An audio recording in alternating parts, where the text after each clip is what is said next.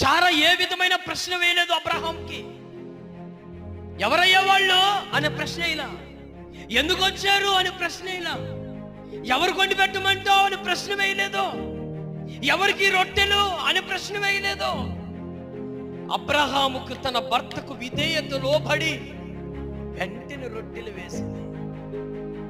ఒకవేళ మీ యజమానులు ఒక టీ పెట్టమ్మా అన్నాడు అనుకో, ఎన్ని క్వశ్చన్లు వేస్తావో తెలియదు. నువ్వు ఇందాకడే ఇచ్చానుగా అంటావు, గంట ముందే తాగేవుగా అంటావు, లేకపోతే ఇప్పుడు పెట్టాలా మిట్ట మధ్యాహ్నం అంటావు, లేకపోతే ఎందుకు భోజనం చేతికెళ్ళే అంటావు. ఎన్నో విధాలంగా నువ్వు పెట్టకుండా తప్పించుకోవడానికి వేసే ప్రయత్నాలవి. అవునా కదా?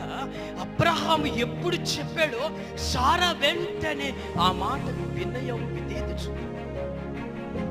90 ఏళ్లకు పైబడిన యేసు కలిగిన